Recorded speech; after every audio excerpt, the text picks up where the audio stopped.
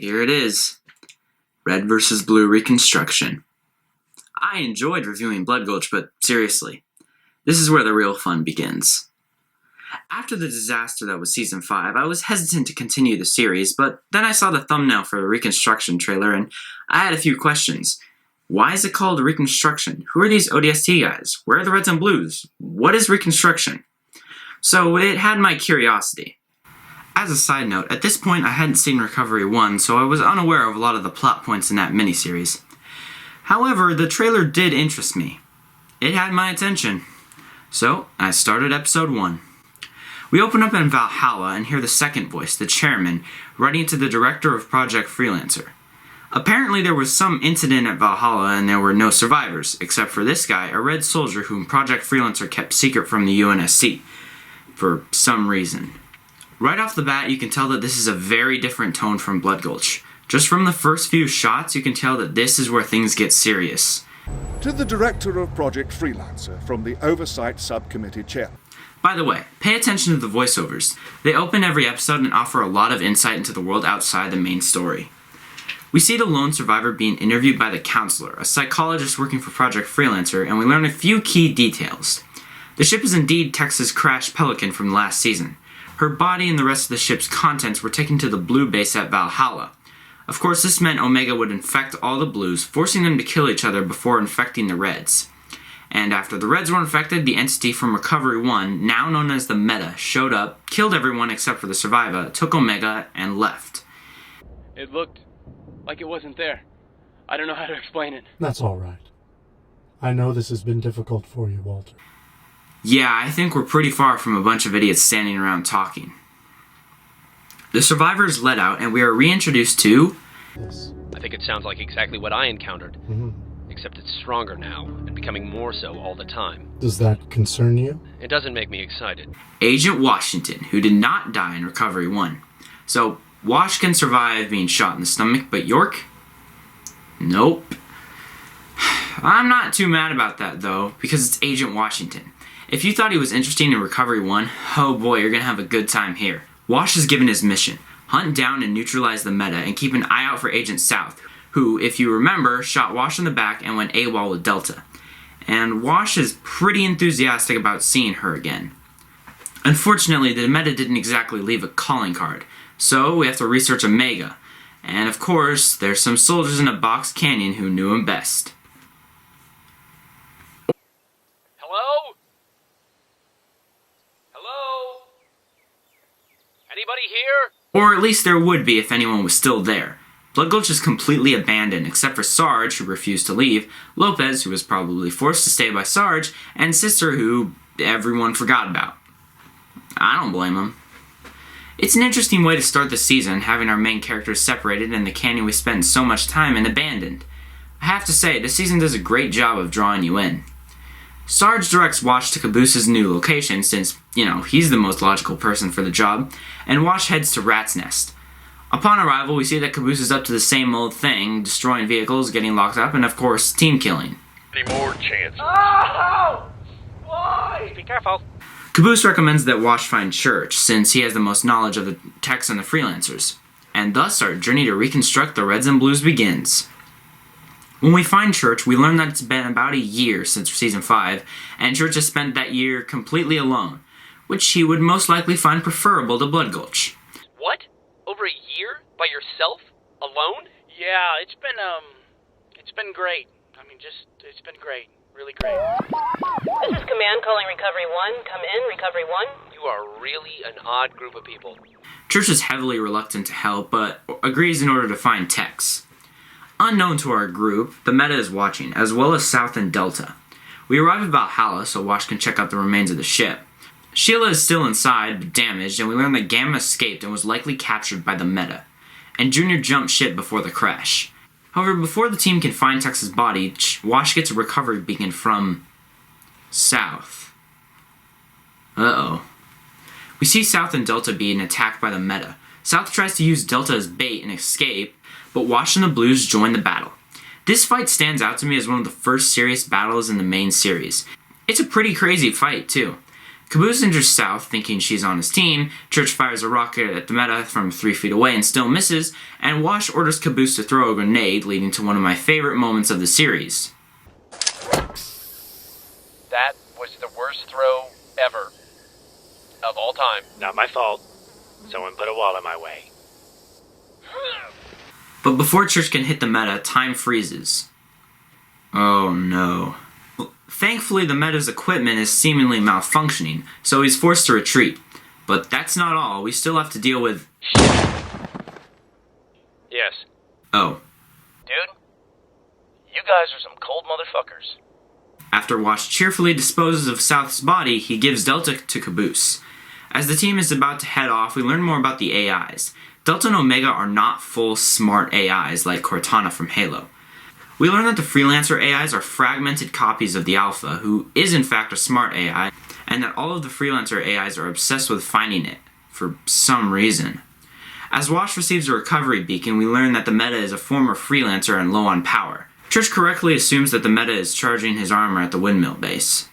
As the team prepares their assault on the meta, Church asks Delta about a few more questions about Project Freelancer. We hear that the director held several different experiments between AI and Freelancers. South and North, Wash, and the deceased Carolina were all failed experiments. These revelations about Project Freelancer are some of my favorite parts about this season. The Freelancer storyline wasn't explored much in Blood Gulch, aside from Texas and Wyoming, but here it's really interesting, and it's a lot easier and more enjoyable to follow than the time travel or alien prophecy mess.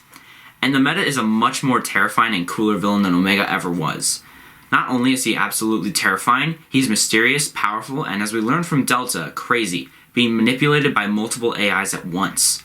The three are able to surprise the meta, and the fight goes surprisingly well, with Church actually managing to injure him. But before they can follow the meta...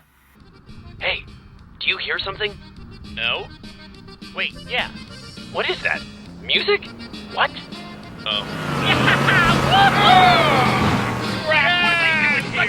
It's Red Army! There's nothing's gonna stop us now!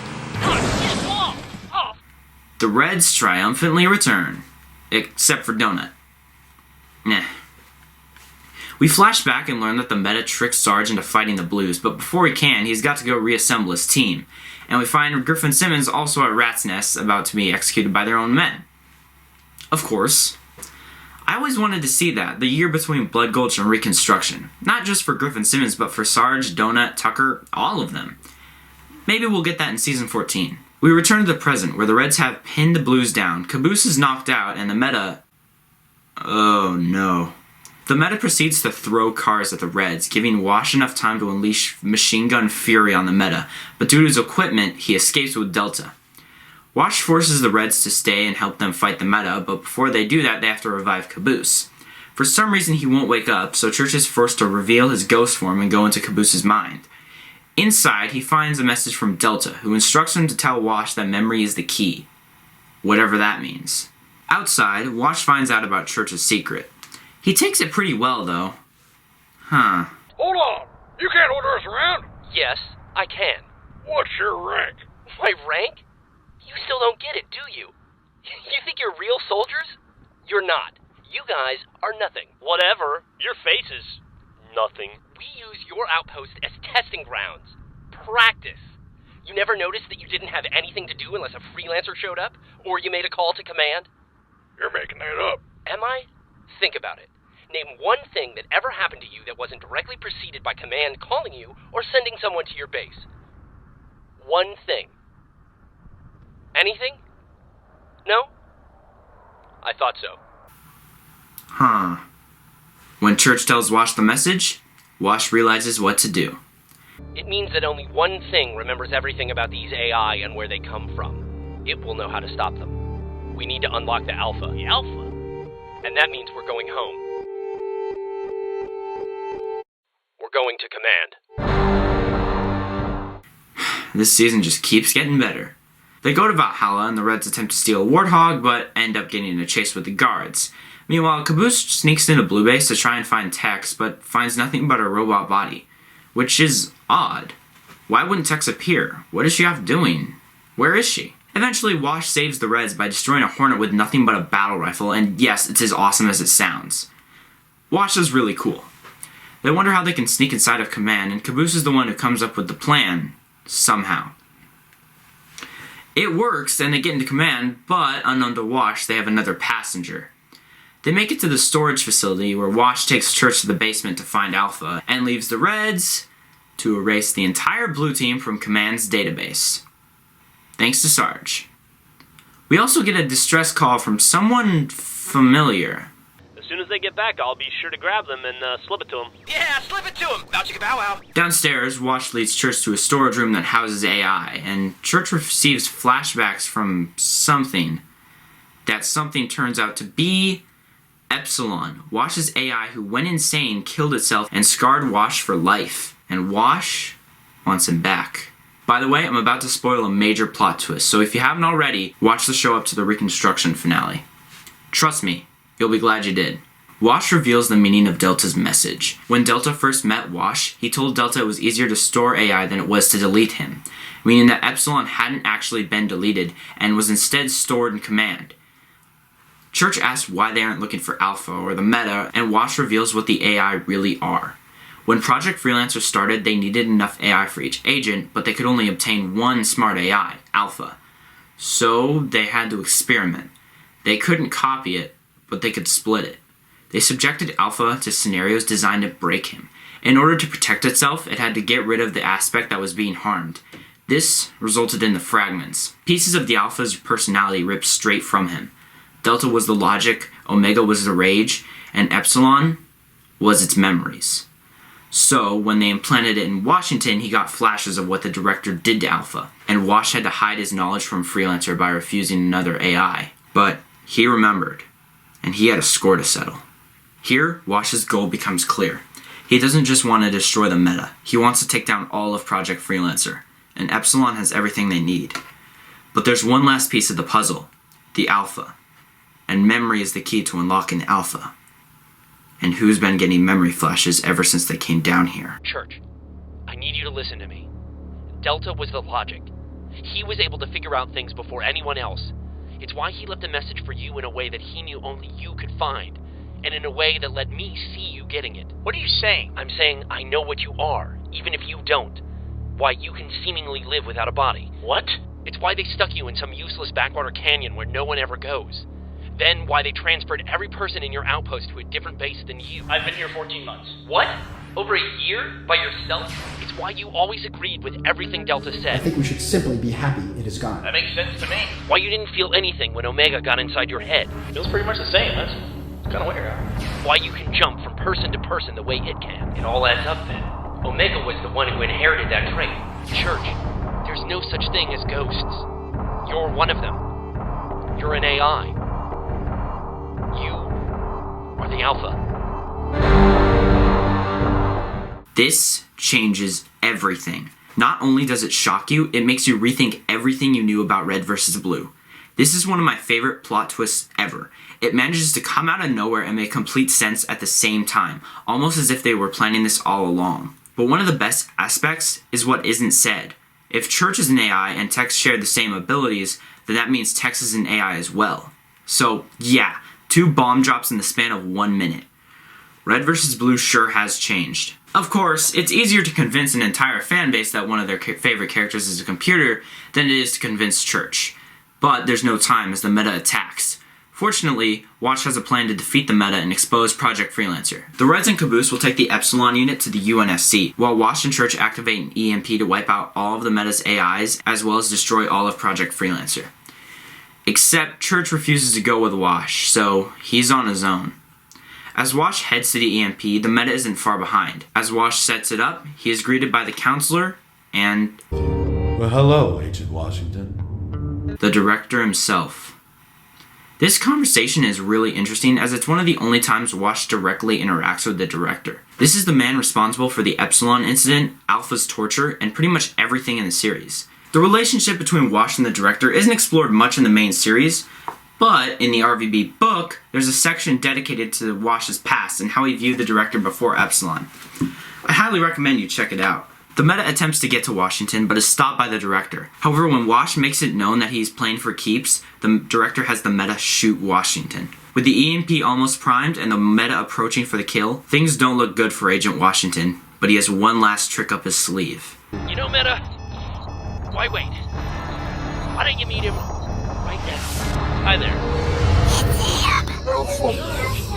How much time do you need? Whatever you can get me. When the EMP goes off... When it goes off, I'll be fine. It only affects computers, remember?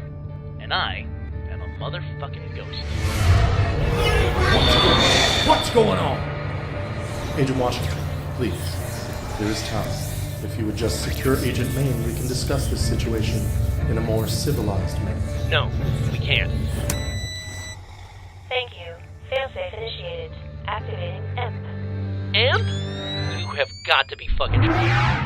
Something that was always odd about the scene was Wash's willingness to erase Church completely. He really doesn't have a second thought. Oh, hey, Tex. Goodbye, Tex. And with that, Church, the Alpha, dies rather unceremoniously, with the fates of Wash and the Meta unknown. We end the season at Valhalla, where we find the Reds setting up shop and Caboose attempting to bring Epsilon to life, as we hear one final message from the director, who is about to be brought to justice for his crimes. He explains that he lost someone he loved in the war and was haunted by her memory ever since. It brings a great deal of humanity to someone who seems so evil. But as we end the season, we learn one final fact that will blow the remaining portion of your mind out the window. You must understand one basic fact for all this to make sense, my dear chairman. These AI, they all come from somewhere. They are all based on a person. Our Alpha was no exception. Sincerely yours, the former director of Project Freelancer, Dr. Leonard Church.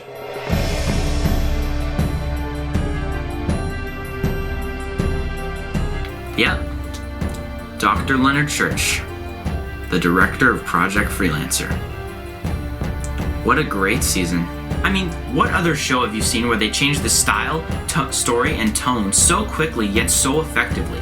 In just one season, this show redefined itself and machinima as a whole, and will continue to do so. It also helps that this is the first season with a definitive main character. Agent Washington managed to cement himself as one of the most intriguing, deep, and coolest characters in the show. We finally have a straightforward story that is as fun to watch as it is mind-blowing.